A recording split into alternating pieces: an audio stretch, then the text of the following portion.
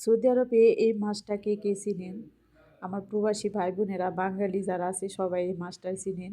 এই যে প্যাকেটে 10 টাকা কিলো, এক প্যাকেটে প্রায় 20টার মতন মাছ আছে একটা প্যাকেটে। অনেকগুলা মাছ থাকে, ঠিক আছে? মাত্র 10 টাকা, ঠিক আছে? তো আমি এই মাছগুলো আনছিলাম আরও 2-3 মাস আগে। 3 মাস আগে আনছি, মানে আমি আরও আনছিলাম, ওটি খাওয়া শেষ হয়ে গেছে, এই প্যাকেটটা ছিল। এখন এই মাছগুলো আমি কিভাবে কাটি আপনারা দেখেন। একটা মাছও পেটও নষ্ট হইব না, কিচ্ছু হইব না, মানে এত সুন্দর কাটা হইব কি বলুম আপনাদের, বইলা বুঝাইতে পারব না।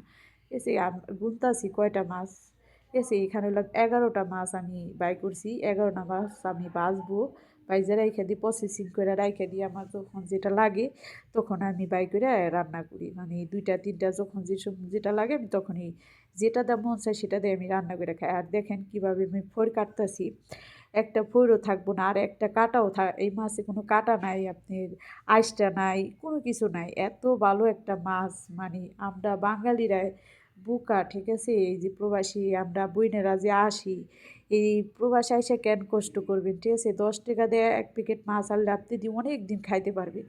একবেলা ভাত খাই আমি, তো একটু ভালোভাবেই খামু, এত কষ্ট করবেন কিসের জন্য?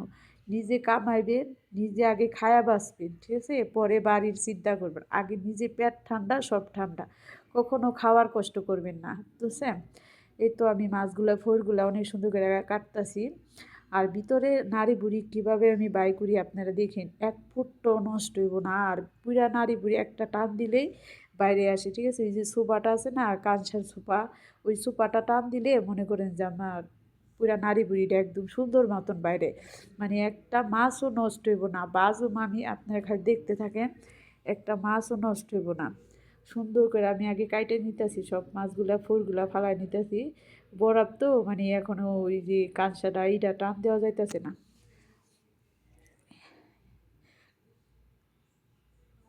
এই তো কাঁসাগুলা কাটতেছি, আর এখন এই যে আপনি নাড়ি বুড়িটা কীভাবে টান দিয়ে দেখেন, আস্তে আস্তে টান দিবেন, পুরা নাড়ি বুড়ি বাইরে আসবো, দেখেন ভিতরে কিচ্ছু থাকে না। এই দেখেন পুরা নাড়ি বুড়িটা বাইরে গেছে, জাস্ট এটুকুই, আর কিচ্ছু নাই। এই যে আমি একটাই থেকে বাই করছি, আরেকটাই থেকে বাই করতেছি, বুঝছেন? মানে আপনাদের 2-3টা বাই করে দেখাইলাম। এই তো দেখছেন, একটা মাছও নষ্ট হয় না, কিচ্ছু হয় না, মনে হয় কি তাজা, নদীতে থেকে মাত্রই মেরে আনছি, দেখছেন?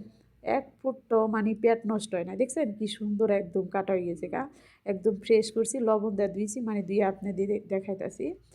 এখন মশলা মাখামো, এই যে হলুদের ফাঁকি দিলাম আমি, ঠিক আছে? এই মাছটার নাম হচ্ছে টুনা মাছ। আর এই তো লবণ দিতেছি, লবণগুলো একটু বড় বড় তো, মানে ব্লেন্ডার করা হয় নাই, তো এই তো দিতেছি এখানে মশলা ভালোভাবে মাখাইতেছি। আর একটু লবণ দিলাম। এই তো মাছগুলা কত বড় বড়, দেখছেন? একটা মাছ একবেলা খাওয়া হয়ে যায়, আলহামদুলিল্লাহ। এই তো মশলা মাখানো হয়ে গেছে, অনেক ফ্রাই প্যানে তেল দিয়ে দিব। এই তো গ্যাস জ্বালাইতাছি,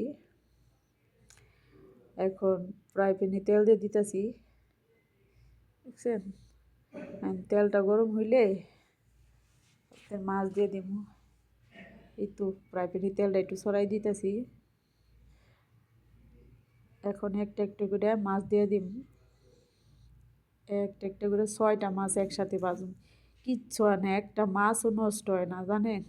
এত সুন্দর ভাজা হয় কি কম আপনাদের, একটা মাছও আমার ভাঙবো না, সুন্দর একদম সুন্দর মতন একদম ভাজা হয়ে দেখছেন সবগুলা মাছ ভাজা হয়ে গেছে। এখন 5টা আছে।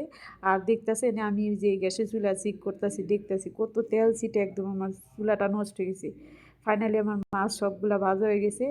তো সবাই ভালো থাকবেন, আল্লাহ হাফেজ।